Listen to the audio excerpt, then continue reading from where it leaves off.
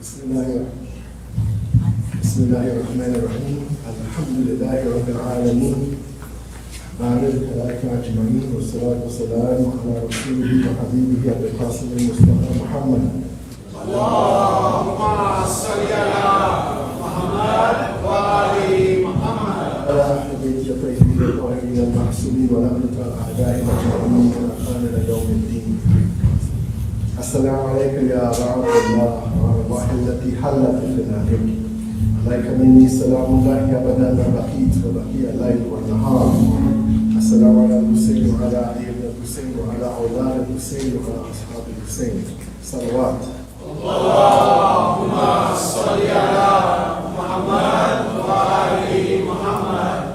Assalamu alaikum wa rahmatullahi wa barakatuh, brothers and sisters. وعليكم السلام ورحمة الله وبركاته.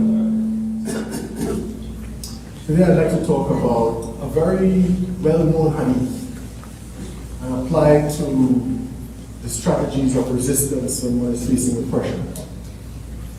That well-known hadith is found in Shia and Sunni sources that goes back directly to the Holy Prophet Muhammad sallallahu alaihi wasallam, where he says, "Man ra'a minkum munkaran, فَلَيُغَيِّرْهُ بِيَدِهِ فَإِنْ لَمْ يَسْتَطِعْ فَبِلِسَانِهِ فَإِنْ لَمْ يَسْتَطِعْ فَبِقَلْبِهِ وَذَلِكَ أَضْعَفُ الْإِيمَانِ." The Holy Prophet sallallahu alaihi wasallam said that whoever among you sees an evil, let him change it with his hands. And if he cannot do this, let him change it or speak out against it with his tongue. And if they cannot do this, they must detest that evil act in their heart, and this is the least of Iman. And many of us have heard this hadith before. And I want to unpack this hadith because, the Holy Prophet sallallahu alaihi wasallam says a lot of very simple statements that are very profound in their depth. This hadith is a call to activism. It's a call to activism. Islam is saying that when you see something wrong in your environment, when you see something wrong in yourself, when you see something wrong in your friend, when you see something wrong in terms of the evil that you're doing in the government or in your school or in your town, wherever it might be, you must first act against it. That's what it means by opposing it with your hands, to act against it. That means you have to have the power to be able to do something to change that thing. And if you cannot do this, then you should speak out against it with your tongue. And speaking out against it with your tongue is not just a tongue in a literal sense, but also a tongue in a figurative sense. It is writing an article. It is writing an analysis of something. It is writing a history. It is writing about that particular evil that you have seen to awaken people to that particular reality. It's like making a blog. It's like making a vlog. All of these things are within changing things with your tongue. And if you cannot do that, then at least you should hate that thing. You should detest that evil in your heart. And it is a sign of the least of Iman that you have. It means that the Iman, faith, belief in God, is something that is in touch with our humanity. A human being, a real human being, a complete human being, when they see an oppression, they hate it in their heart. An evil human being, a devilish human being, and devils also exist among mankind. People think of devils existing only among the jinn. No, devils also exist among mankind. Independent devils in their own right, not necessarily devils that are motivated by another devil. Okay? When you have in ourselves as human beings these three components: 1, desire; 2, will; and 3, the intellect. And the desire is related to the body. Okay? These three things, when you have these three things, you are in danger. Okay? Because your appetites, your desires could could override your intellect and you will, for example, steal food rather than buy it. So when one is confronted with an evil, whether it's within themselves or outside with the other, they have to oppose that evil with their hands. Now, this hating in their heart is the least of Iman. That means that if you're close to God, if you have a belief in God, the least belief in God, and the least belief in God is basically a sort of how do I put it, an intellectual or a conscious recognition that God exists. All right? You know, when a person becomes a Muslim, they say there's no God but Allah and Muhammad is the messenger of Allah. How deep is that Iman? That is just a perception. It is a good place to start, but it's not the place to stay at. It's a perception of a reality. A perception of a reality that you recognize, but it does not necessarily mean that you will act upon that perception of reality. And this is why, for example, Iman is always accompanied by a'mal, or actions. Okay? And the actions that are required of you are largely both ritual, Islamic type actions, like for example fasting in the month of Ramadan, praying 5 times a day and so forth, and also those other things that are very essential to Islam, which is basically our akhlaq, our character, our relationship with each other in society, which is even more important than the others, even though we are not saying that you can abandon those. Okay, there's a level of hierarchy. You can be praying 5 times a day and opening up yourself to actually getting a reformation in yourself and forgiveness by Allah subhanahu wa ta'ala. And if you think, say you're a Muslim and you're praying 5 times a day and you're doing all of the ritual acts, and you are assisting the oppressor, or you are not acting out, not speaking out against the oppressor, it means that you're going to hell. It means that your religion is only a surface type of a religion. And so the Holy Prophet ﷺ has outlined this. Now, when we analyze this statement, what we see is opposing evil with the hand is the highest level of Iman, and silence and hating the oppression is the lowest level of Iman.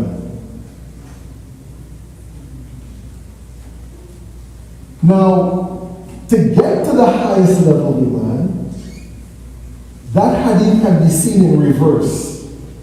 First of all, you have to hate oppression. First of all, you have to hate oppression. You see an oppression, it happens, you dislike it.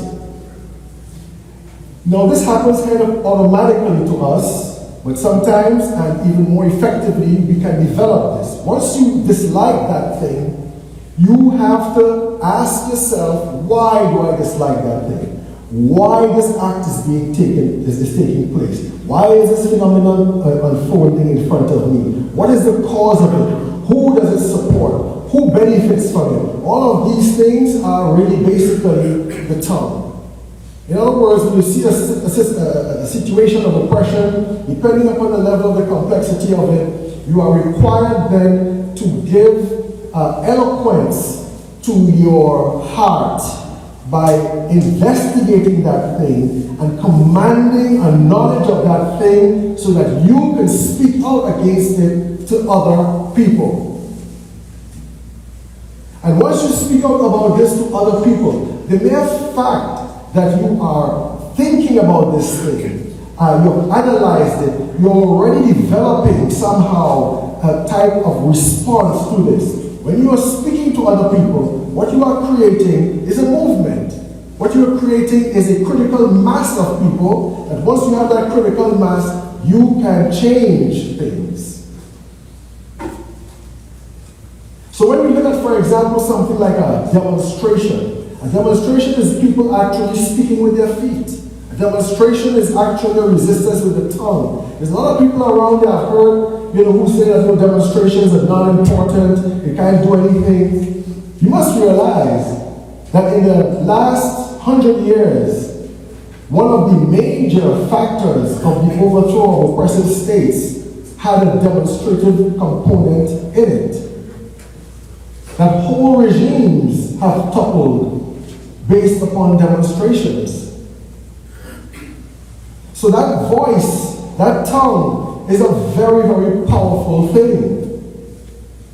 Changing with the hands, when you are spreading that message, when you are revolutionizing people, then you start to organize. This is changing with the hands. You start organizing because now you have people who share that point of view, who form part of that critical mass, that movement, whereby now you can move ahead. One of the problems with demonstrations today that we have seen, for example, in the 99% movement or the Occupy Wall Street movement that was quite internationalistic, it was sweeping the globe in most of the capitals of the world.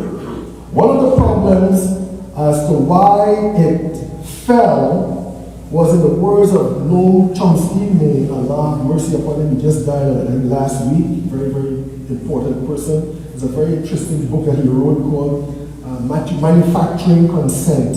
I encourage all of you younger people who like to read, and those who don't like to read this to see how the Western society manufactures your consent, manufactures your silence,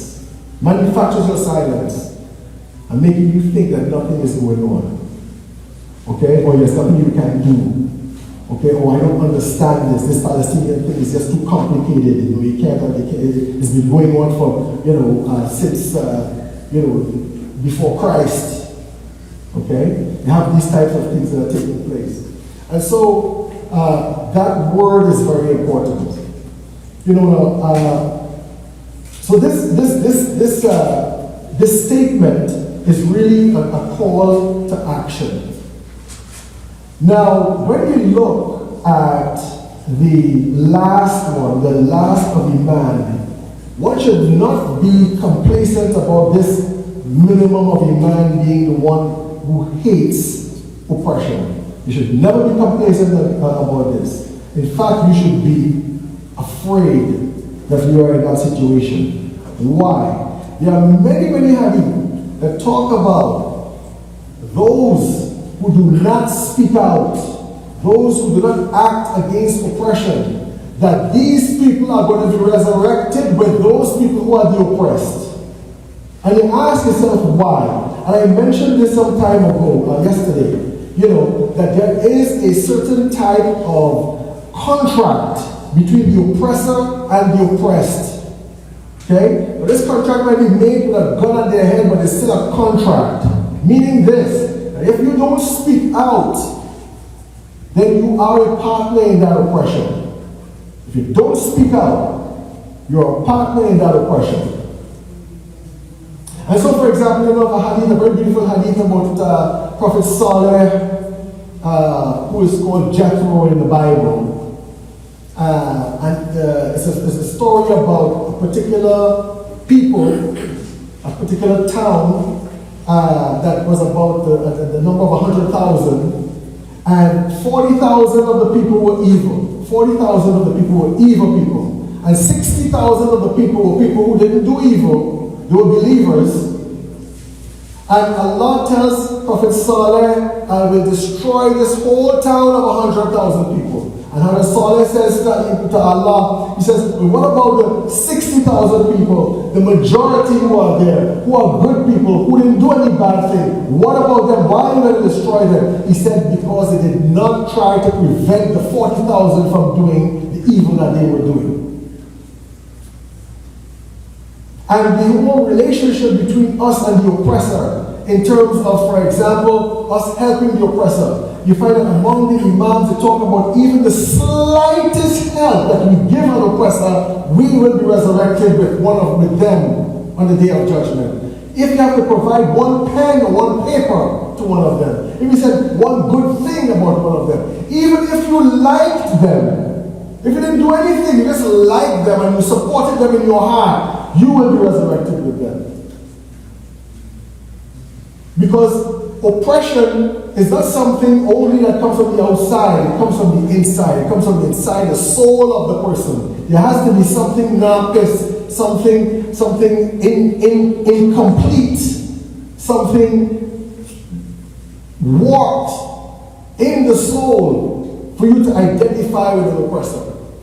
You know, Joe Biden and Keir Starmer and all of these people in the EU and so forth who are supporting Israel in a genocide, they see the same pictures of dead and blown up babies and so forth. There's evil in these people. And that's why they would resort to evil to keep power. So, what we have to do is we have to ask ourselves, what am I doing? The first thing, what am I doing? And if you realize that you're just sitting there and you just hate the oppressors and so forth, but you don't want to do anything, know that you're in danger.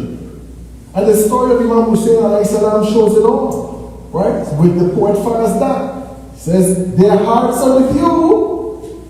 They know you are the Imam. They know you are right, but their swords are against you. Now, when their swords are against Imam Hussein alayhi salam in the beginning, no. But when you have that minimum amount of iman, that minimum, minuscule amount of iman where you hate injustice, and you're not doing anything, because you might be afraid. You might be afraid of losing your life. You might be afraid of losing your limb. You might be afraid of losing your wealth. You might be afraid of losing your position in society. When you stay away from that, you are complicit in that particular type of activity. So you have to ask yourself, all right, the next step I'm going to do is if I'm not doing anything, I need to speak. How can I speak? To whom shall I speak? And the revolution is an equal opportunity recruiter. I wouldn't say employer. You speak to your family, you speak to your friends, you try to find people who think like you, and you start writing, researching, reading poetry, art.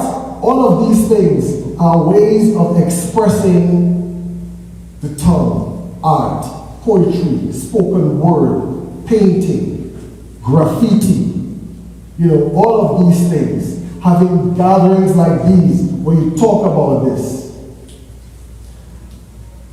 Noam Chomsky said that the Occupy Wall Street movement failed because it lacked institutional memory. What do we mean by institutional memory? By institutional memory, it means the recollection of the activists in the past, the revolutionaries in the past, the people who gave their lives in the past, the people who organized in the past, to be aware of them, to be aware of their struggles, to be aware of the pitfalls that they had to face, and so that you overcome these pitfalls as well. What was happening in the Wall Street, Occupy Wall Street movement was a virtual community that began with connections in the internet, criticizing these regimes. And it's a very interesting question as to where this Occupy Wall Street, not this Occupy Wall Street, the Arab Spring came about. Same thing. Where they're criticizing these regimes and so forth. But it did not have a leadership. This is one of the aspects of institutional memory. You need to have a leadership. If you don't have a leadership, you just have everybody doing their own thing. They did not have, for example, what we would call in Western political science, party solidarity or party discipline. And when we say party, we could mean party to be anything. Usually when you mean a party is a political party, but a community discipline. Who is the leader? Or who are the leading groups? What are they? What do they stand for?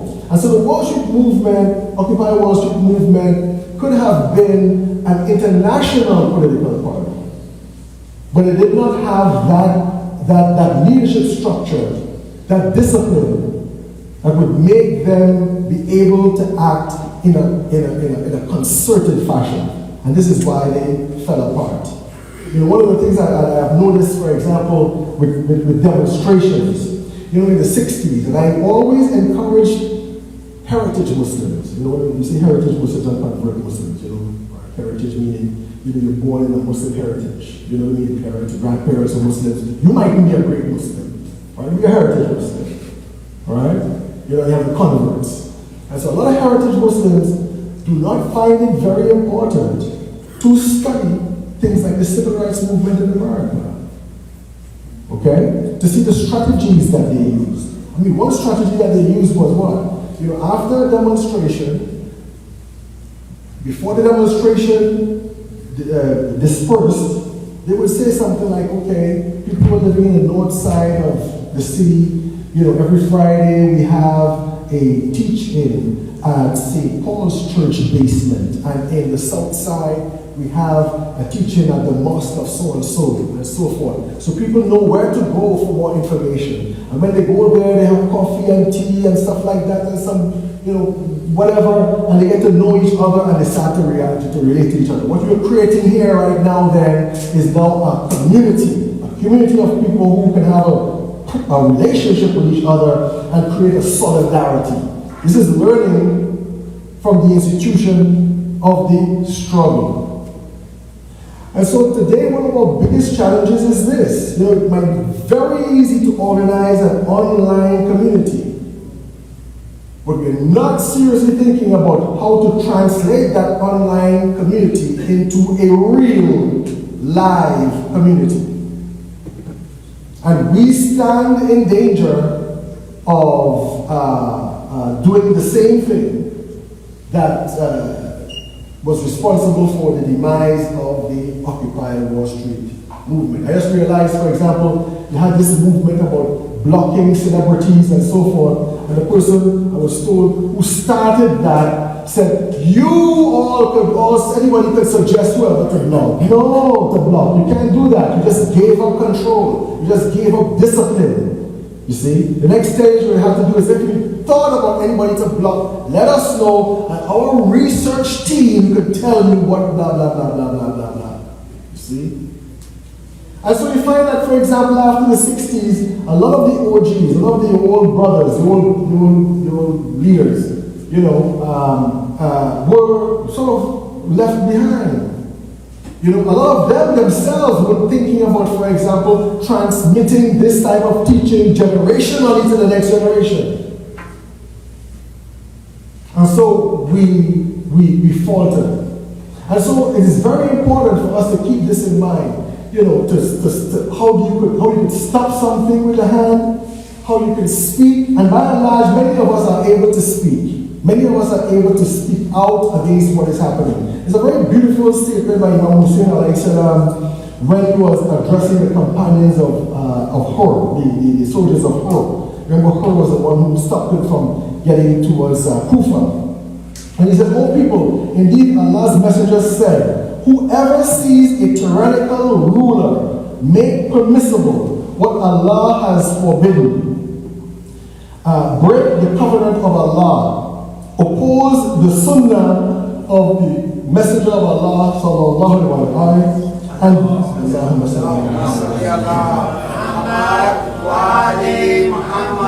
and behave with the servants of Allah with sinfulness and oppression, but does not stand up to Him by actions or words." Because when you just believe in your heart, you're not standing up to Him. By actions or words, then Allah will consign them both to the same place on the day of judgment. Now, we might be in a situation where we can do nothing. When the situation is so fascistic, and it's getting that way, when the situation is so oppressive, where it's permeating us so much, what do we do? Action is still possible. Make hijrah. Leave that environment. If you find yourself completely powerless in that environment, leave it. Because that oppressive system will get to you, will come and influence you and your children. This is what happened to the people of Kufa. They were all the Shia of Imam Hussein. They were all followers of Imam Hussein, but they were afraid to speak out with their words, not to mention act with their actions. And because they stayed in this passive state, it was easy for the system to come against them and change them into the enemies of Imam Hussein. The enemies of Imam Hussein. This is the end result of those people who say, this is not my struggle, this is too dangerous, I don't have time for this, I'm too tired after work, or what have you. This is the outcome. And if they don't get you, they're going to get your kids. And this is a fact. And so the Holy Prophet ﷺ told us about what we should do. Now sometimes in this multicultural environment, where there are lots of different people here who are not necessarily Muslim, the majority of them are not. Sometimes the question is, how can I act as a Muslim in this environment when you're a minority? Well, you can form alliances. And we see a very good example of that in the life of the Holy Prophet ﷺ himself. Okay? You know, he was quoted to have said, one of the things, or the thing that he was most proud of in doing when he was a youth, before he was a prophet, was that he joined Hilful Fudul. Hilful Fudul. Hilful Fudul were a group of young men of Mecca. The hadith don't say anything about what kind of religion they were. It doesn't say whether they were Jews or they were Christians or they were polytheists. You know, I like to think they were polytheists, just for drama. You know, all right? I had to be some of them were. Okay? But they were in response to a particular type of social oppression that they saw that they did not approve of, and they decided to do something about it because there was the absence of any kind of institution that would make redress for that. Now, Mecca was a market town. Mecca was a trade town, and they had these trade fairs and so on. So people would come to Mecca to do business. And we're talking about a tribal society, so you don't have police. You know, you don't have sort of a impartial law court. All right. If somebody, you know, ripped you off in the market, you know, the only thing you had to save you was your tribe. And your tribe, you go to your tribal leader or representative and complain to them, and they would contact the tribe of the person who did that thing, and you work something out. And if they wanted to mess with you and they didn't care about your tribe, and your tribe's going to mess with them, and people didn't want that kind of stuff. And so because Mecca was a place where you had people who were interested in making a quick buck and so forth, you had individuals coming to Mecca to do business who did not have tribal support, who didn't have tribal backing. And these people were at the mercy of some of these traders. And so, you know, they would say, well, okay, give me the goods now and I'll pay you tomorrow, and tomorrow comes and, you know, I'm not going to give you any money. And this person had no tribe, nobody to come and back him up on this. And so this happened to one man from Yemen. And he went to the Kaaba and he said, oh Allah, bear witness as to how these people treated me. And I have no recourse to any kind of help. And some of these young men of Mecca heard this and said, this is wrong, this is an evil, we're going to do something about it. And these young guys got together and formed a squad. And we're going to stand up for these people. And the Holy Prophet ﷺ didn't organize this, he joined it. And he said this was the thing that he was most proud of as a young person. What are we talking about here? It is quite okay to make alliances, to draw common fronts with people who don't believe in what you believe. Because their perception of that evil in their heart is an expression of an iman that they don't even know they have.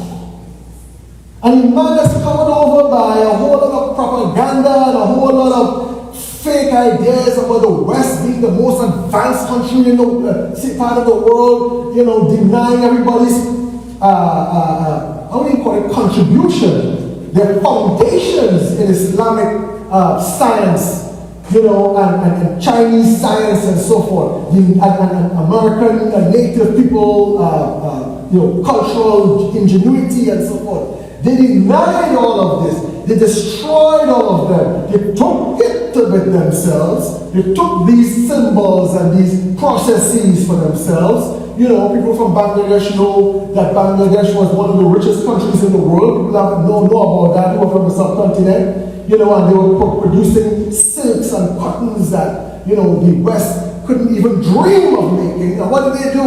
They dismantled the whole industry and took it to Lancashire and Manchester and so forth and denied these people their livelihood and reduced them into poverty. This is what they did in Africa. This is what they did in South America. And this is exactly what they're doing right now in Palestine. They're stealing people's culture. Right now we got Israeli hummus, for example. Okay? You know, they're stealing everything from us. They're playing daft and all of these types of stuff while they're celebrating the deaths of Palestinians and so forth. And so you have us, people like ourselves, you know, we are standing there and we are falling for this idea. They say we're the most advanced of mankind, and this is where you're supposed to end up just like us. And to be like us, you need to discard religion. You need to forget religion. But we're living in a time now where the hidden is being made obvious. The hidden is being made obvious. When you look at all of these demonstrations all over the world, for anything, Ukraine, you call it whatever, you always used to see that rainbow, Black Lives Matter. You always see that rainbow flag flying, but you don't see it in the Palestinian march. You might see some individual with some kind of tattered flag with their own little independent idea, but you don't find that official American flag flying. The second American flag. The one that rises up with the stars and stripes. You don't see it. These are things that are obvious to us. Okay? All these ideas that these rights that they're expanding to this group and to that group and so forth are nothing but smoke screens to get us all in argument with each other while they are plundering us in our pocket and plundering people all over the world. Okay? Where you involve people in a whole lot of subjectivity and not the objectivity of the reality of life. You know, so you're all torn up about how do I refer to you? Are you a he, a she, or a sh? Or what are you? Are you a thing? And we get all caught up in all these subjectivities and we are forgetting the big picture. And all the big picture is showing here right now. Look at how all these things have been simply dissolved on the margins. Now, I think in terms of knowing our institutional history, we have to also know, as part of that institutional history, the history of Islam in America, in Canada, the history of Islam in Jamaica, in Trinidad. You have to know about the history of Islam in the 60s. You have to know about the influence of Hajj Malik al-Shabazz, may Allah be pleased with him, that you call Malcolm X. You have to know about these type of things. And you have to realize that the spread of Islam, even today in America, is being spread among the oppressed. The biggest place where most of the Islam is being spread out is in the belly of the beast itself, in the dungeons of American prisons, in the dungeons of Canadian prisons, in the dungeons of British prisons.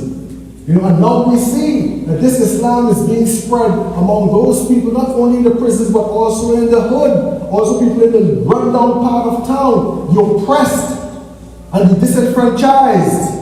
And this was the Islam that the Holy Prophet was spreading with. It was spreading among these disenfranchised. And what are we Muslims doing here now? Okay? We know that we have a legacy of resistance in this society. Do you know that there was once an Islamic state established in Brazil in the late 1700s? Do you know that? Nobody knows this. Very few people know this. There was an Islamic state. And how did this happen? Because these Portuguese were so greedy for black blood, they didn't make the distinction between Muslim and non-Muslim, and they brought a hell of a lot of Muslims over there to Brazil to work. And these Muslims were like saying, well, wait a minute here. You know, no Christian should be having me as a slave. You know, if there's anything, it should be the other way around. You know, And they fled and they were people who were involved in the Islamic movement of Uthman dan Fodio in West Africa. So a lot of them were soldiers. And so they left the plantation, they went into the jungle, and they fought guerrilla war. Guerrilla war. And they created a safe zone, and they created an Islamic entity in that safe zone. Now we find guerrilla war. It's a good topic to bring up. Alright? We are also supporting of the age groups and so forth. And the major way of overcoming colonialism was by armed struggle. Armed struggle. I don't know of any colonialist movement, anti-colonialist movement that did not have armed struggle. And you have armed struggle between a weak people who only may have a rice bowl in Vietnam, for example, on their hip, and an AK-47, fighting an enemy that have F-35, F-15, F-14, fighter bombers, helicopter squadrons, anti-aircraft carriers, the whole works. And how do you, as a weak group, military group, fight a stronger military group and defeat them? This is the art of guerrilla war. Guerrilla. Guerrilla, or we call it gorilla, not gorilla like the animal. Guerrilla from guerra, meaning war. Guerrilla means small war, like cigar, and cigarillo. Cigarillo means cigarette. Cigar is cigar. Okay? So guerrilla war is the small war, meaning you as 30 guys are going to go down and hold down a company and pin down a company of 300, and after you pin them down long enough, you run away and live the fight another day. That's guerrilla war. This is exactly what's happening in Palestine. And we can apply guerrilla type tactics to things like economy. We can apply guerrilla style tactics to things like cultural types of expressions. Drawing up graffiti, and for censorship purposes, I'm just giving an example, right? Doing graffiti is a form of resistance, depending on what you put on the graffiti. All right, what you wear. Okay, I see a lot of people wearing Palestinian scarves. That is a symbol of resistance. Okay? And so when you walk in on the street and you see somebody with a scarf, give them a shout out. You know what I mean? What you're doing. Okay? This is trying to build community. So this statement by the Holy Prophet ﷺ is a very important statement. When you find that, for example, in some of these Islamic centers, okay, where they are not activists, what they want to do is they want to keep you in the area of the least of demand. Alright? They want to tell you that, yeah, we support the Palestinians too, it's no problem. We're not talking about that. We all support this. Alright, let's keep it that way, let's keep on going on like if business as usual. They want to keep you on that level. But they're not telling you that Allah does not like you on that level. You are put here on this earth to make a change. You're put here on this earth to make a change. When we look at the patterns of immigration into the West, you can see what we're talking about. Because the majority of people who came from the Middle East and from West Asia, as we call it now, from West Asia and from the subcontinent and so forth, Africa and others, came here, we were chasing our wealth. Okay? They was plundering our wealth over there. They were bringing it in their country over here and saying to us, you see how good we are, how great we are, how comfortable we are, and so on. Because of our own genius, we say, I want to get some of that. Okay? Because the opportunities at home were not available for us. The leadership we had at home were the running dogs of American imperialism.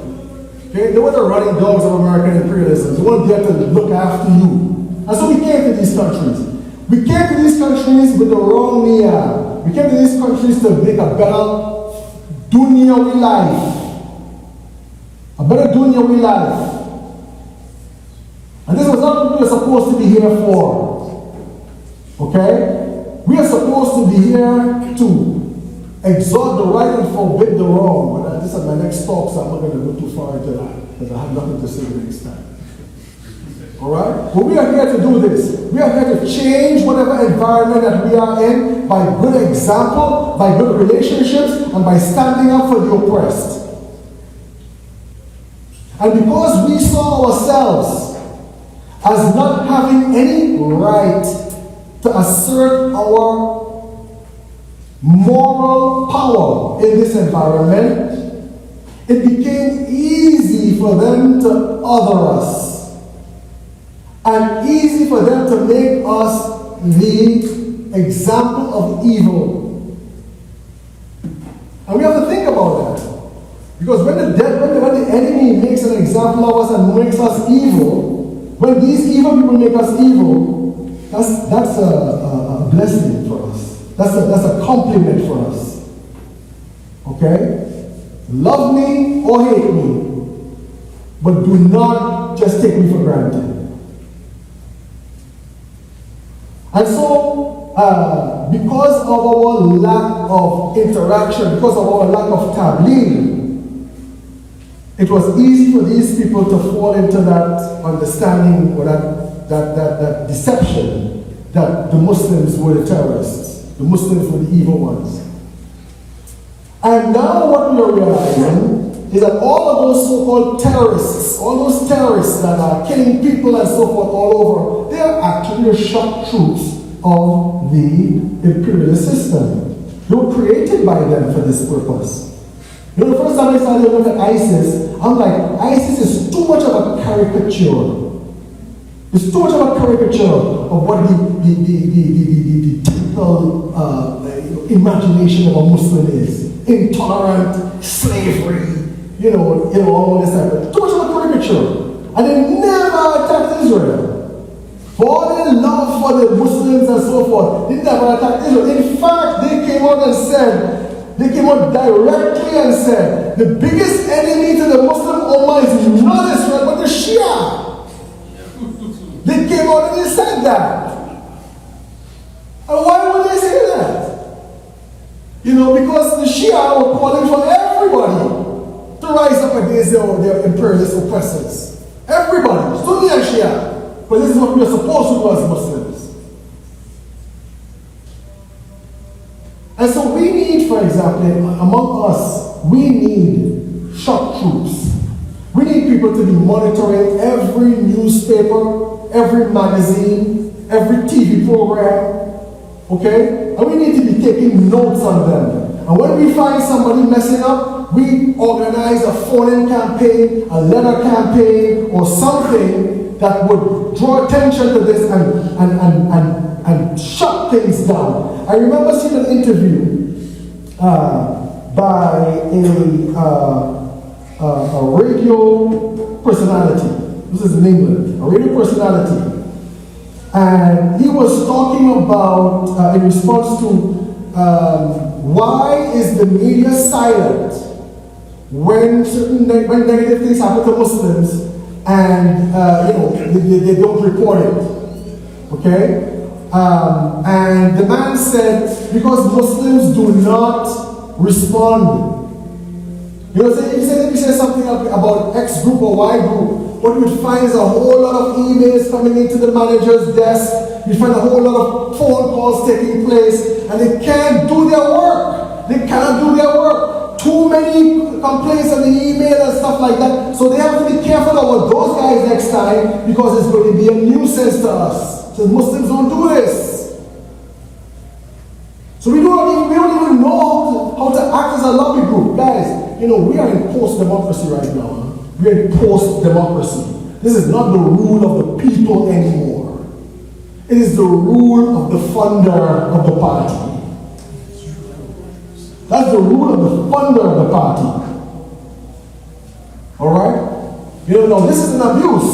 Nevertheless, in our community, with respect to the people who represent you in the community, You are a lobby group. You're a lobby group. You go to your member of parliament, you say, for example, I don't like the water situation, I don't like the energy how it's going up, or whatever, and you're expected to do something about it. We need to be in that particular situation. We need to be looking at what's happening, monitoring it, and converting that into the tongue. And when you convert that into the tongue, then you would find that we would create that conscious mass of people who can change things. Give salawat to the way Prophet Muhammad and his family.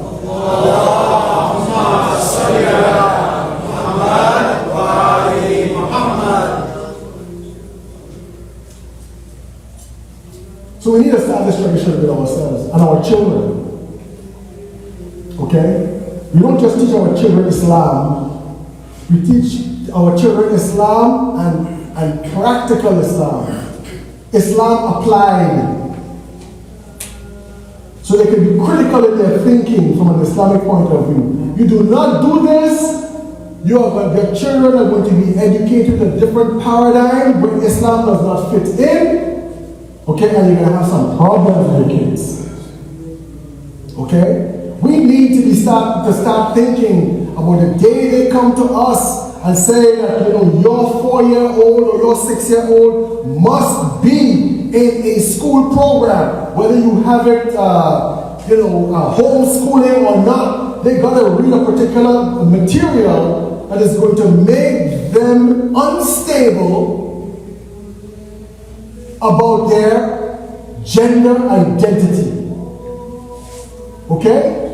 We need to start thinking about separate school systems if possible. We need to start thinking about establishing boarding schools in Islamic environments, Islamic countries. We need to be doing all that type of stuff.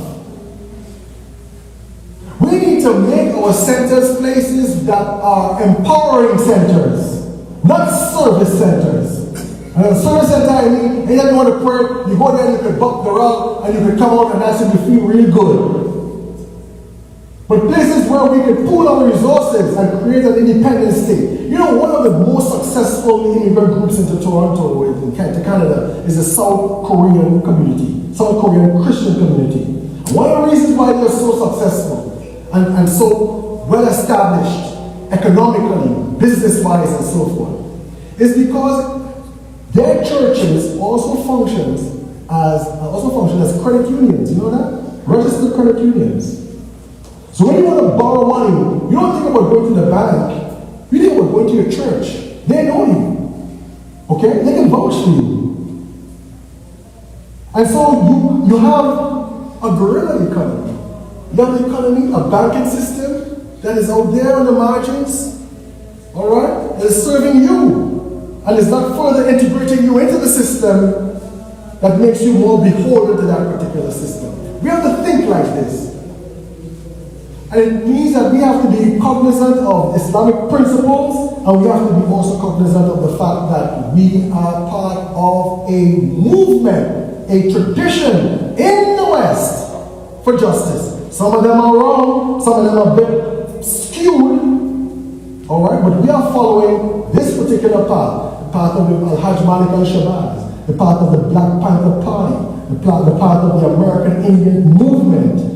This is what, we Muslims here, we tend to be urban bourgeoisie. Okay? Urban middle class bourgeoisie. Okay? You think that, when, you graduate and you become a big doctor and stuff like that, you have a nice big fat house. Every Thursday after I come in the house and you rub yourself and say, yes, what a good boy I am. Alright? And so you find that Muslims don't even go to the native people of this country to bring them into the deen. Okay? So we are squatters just like the white man in this country. We're squatters of his land. Alright? And we hate it in our hearts. Hey? Everybody see a squatters of the land and say, yeah, I hate it too. Okay, see you later. I'm going to go to work tomorrow morning. Right? We gotta make our kids socially conscious. We gotta take them to Indian reservations. We gotta work with them. The people who are doing more work with Indian reservations are bringing them into their religion are the Baha'is. You know that? Yeah. But I think that no problem getting married to American Indian people, man. It's only us here, us heritage Muslims got problems with that kind of stuff. So I encourage you, brothers and sisters, to keep this in mind, okay? To ask yourself, what am I doing? Okay? Or what am I saying? And to be very careful about being smart. That, I don't like this, and there's nothing I can do, so I will be just chilling and be happy in my lack of action. And this creates us in a situation where at the day of judgment, we are going to be resurrected with those people who we supported by not opposing them. The Holy Prophet sallallahu alaihi wasallam says, one of the biggest jihad is saying truth to a tyrant. One of the biggest jihad is saying truth to a tyrant.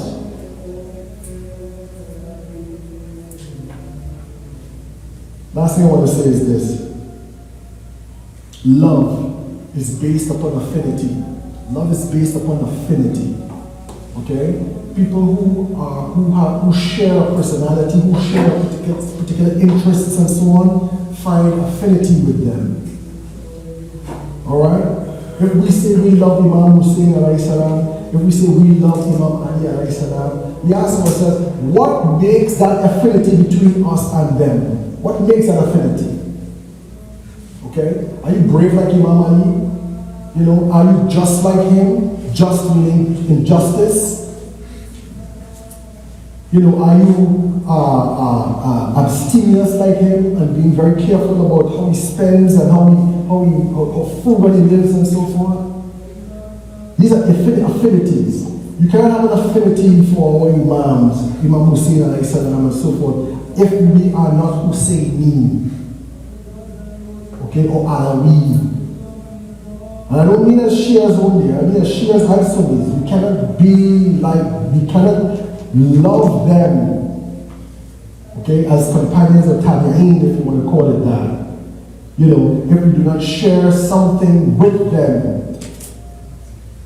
And one of the most important things that they were concerned about is that relationship that we have with the oppressed. That we are here to defeat oppression. That's it. In our path towards Allah subhanahu wa ta'ala. Give salawat to the Holy Prophet Muhammad.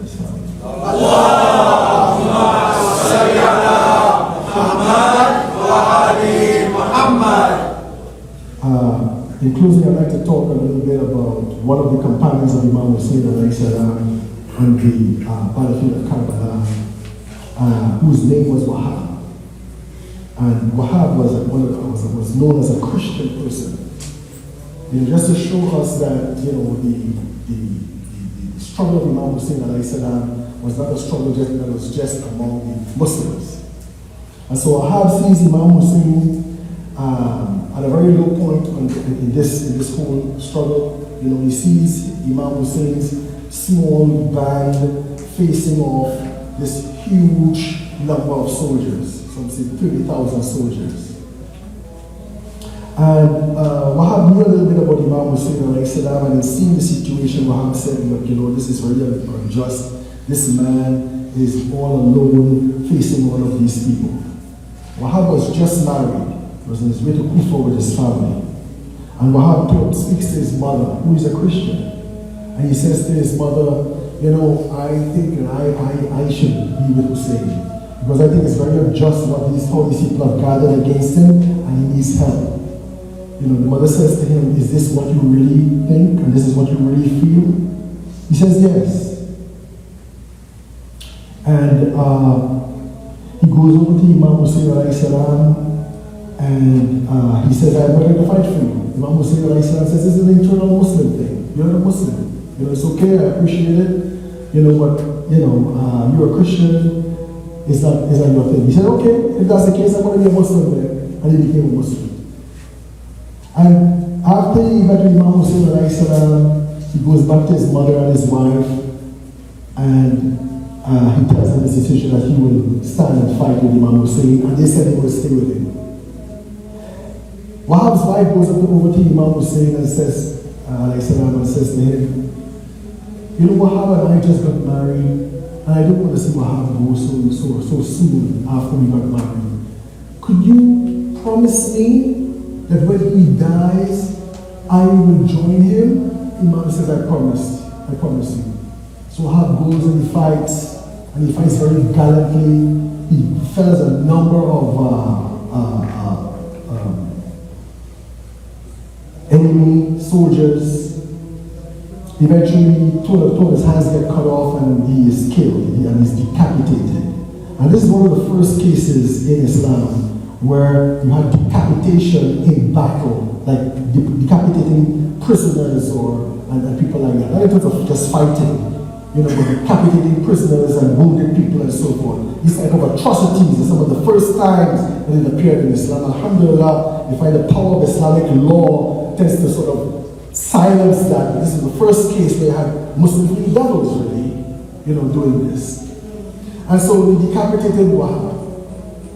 And there are different accounts about this in terms of one soldier takes the head of Wahab and throws it at Wahab's mother. And Wahab's mother picks the head up, kisses the head, and tosses the head back at them and said, we do not take back our gifts. We don't take back our gifts. I give my son to Hussein, you don't throw back my son at me. And so, after Wahab dies, Wahab's wife, his young wife, goes to his body. And she's crying over him. And that occurs, Sheikh sees her crying and tells one of the servants to kill her, and this man strikes her in the head with a mace and kills her right there. And she's the only woman who had been martyred on the battlefield of Karbala. This is all about the word of Muhammad.